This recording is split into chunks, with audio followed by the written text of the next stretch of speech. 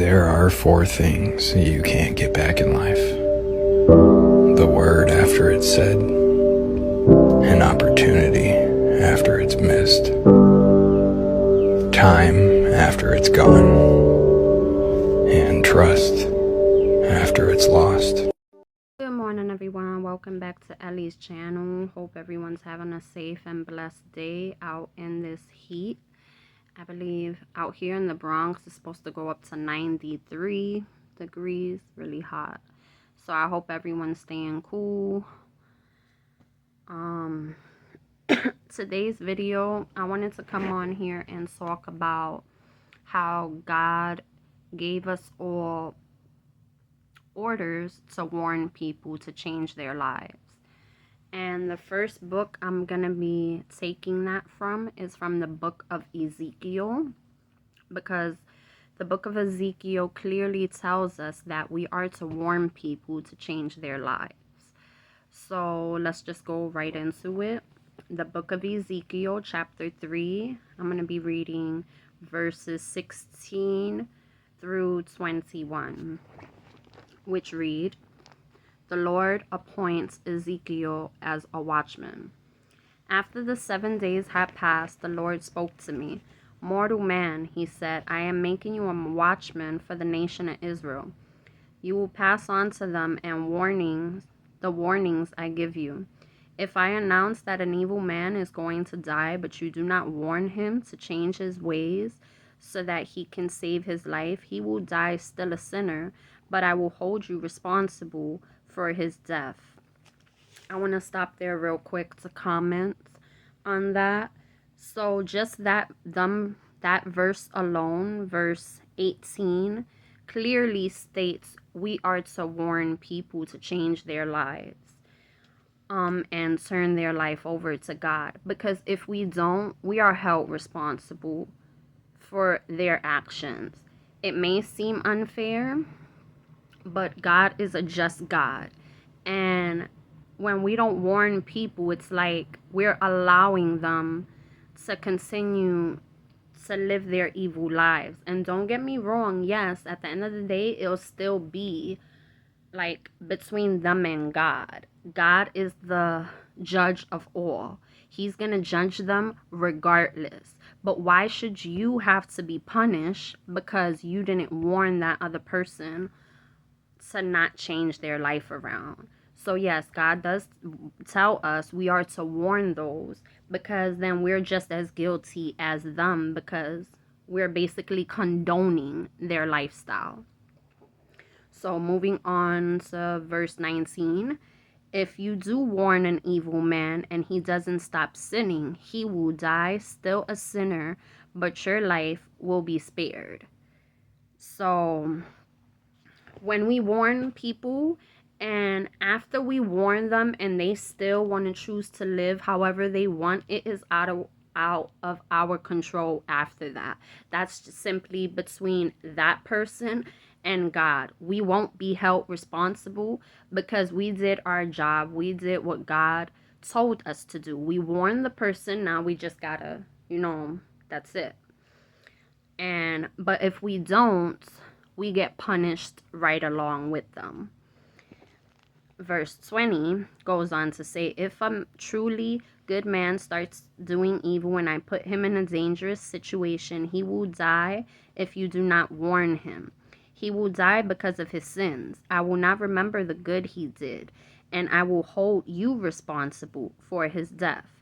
If you do warn a good man not to sin and he listens to you and doesn't sin, he will stay alive and your life will also be spared." There you have it. Clear as day. Because I know I hear a lot of people saying, well, it's not our jobs to tell anybody anything. It's not our jobs to tell people how to live. But yes, it is our job, because God gave us commands to warn people. Now, whatever they decide to do after that, no, that's not our jobs to force people to live right, but we are to warn them about their actions. And it's up to them whether they want to change or not. That God doesn't hold us responsible for other people's actions, but he does hold us responsible when we don't warn others. So another scripture, which is actually found in the book of Ephesians, chapter 5, verse 11 says, "Have nothing to do with the worthless things that people do, things that belong to the darkness. Instead, bring them out to the light." So to me, that sounds a little bit familiar, like a little bit similar to what I was just saying about warning people. Where it says, instead, bring them out to the light, expose them. Whatever darkness, don't just pretend that it's not there. We are to expose darkness, but also have nothing to do with it. So for instance, if there's someone being wicked, I understand that we are all sinners, but at the end of the day, we must try our hardest and our best through prayer and asking God for the help and the guidance to be more Christ-like, and have nothing to do with those people that choose to continue to live however they want. It's just like in the book of First Corinthians that states bad company corrupts good character. So we have to be aware of who we associate ourselves with. And just as I mentioned, have not, as verse 11 states in Ephesians 5, have nothing to do with the worthless things that people do, things that belong to the darkness. Instead, bring them out to light. So yes, that's another thing. And also in the book of Jonah, God actually sent Jonah to warn people. It's Jonah chapter 3 verses 1 through 10, which I'll be reading right now. Jonah obeys the Lord. Once again, the Lord spoke to Jonah. He said, "Go to Nineveh, that great city, and proclaim to the people the message I have given you." So Jonah obeyed the Lord and went to Nineveh. I can't pronounce that word. Nineveh, a city so large that it took 3 days to walk through it. Jonah started through the city, and after walking a whole day, he proclaimed, "In 40 days, Nineveh will be destroyed." The people of Nineveh believed God's message, so they decided that everyone should fast, and all the people, from the greatest to the least, put on sackcloth to show they had repented. When the king of Nineveh heard about it, he got up from his throne, took off his robe, put on sackcloth, and sat down in ashes. He sent out a proclamation to the people of Nineveh.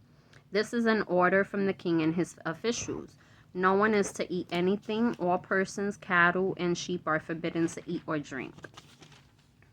All persons and animals must wear sackcloth. Everyone must pray earnestly to God and must give up his wicked behavior and his evil actions. Perhaps God will change his mind. Perhaps he will stop being angry and we will not die." God saw what they did. He saw that they had given up their wicked behavior. So he changed his mind and did not punish them as he had said he would. So there you have it. Not only we are to warn others to change their lives and turn to the Lord. And it's up to God at that moment whether he wants to choose to not be angry with you anymore and have mercy on your soul. But you must change your lives. You can't continue to live however you want and then expect no consequences behind it. So there you have it. Those 3 scriptures that I shared from the book of Noah, from the book of Ezekiel, and from the book of Ephesians that simply tells us we are to warn others. And the Lord gave Jonah the command to warn others as well, just as he gives us. So when, as I mentioned, you hear people may say, oh, it's not our jobs to do that. Yes, it is, because when you see evil and you don't warn people of how they're living, it's like you don't care for that person, or you don't care like what's gonna happen. It's like you're condoning it and you're just allowing it. They're gonna do what they want to do regardless, but you did your part in doing what God told you to do. After that, you leave it in God's hands, and whatever God decides, he decides. But this video was about warning people to change their lives. So those are the 3 verses that I had. I hope anybody watching found this video helpful. And as always, lately I've been putting if you guys want to check out the scriptures, I added them to my description. So that way you could go into it and see for yourself. Please, guys, don't forget to like, share, and subscribe. Stay safe out there, and God bless. Bye. There are 4 things you can't get back in life: the word after it's said, an opportunity after it's missed, time after it's gone, and trust after it's lost.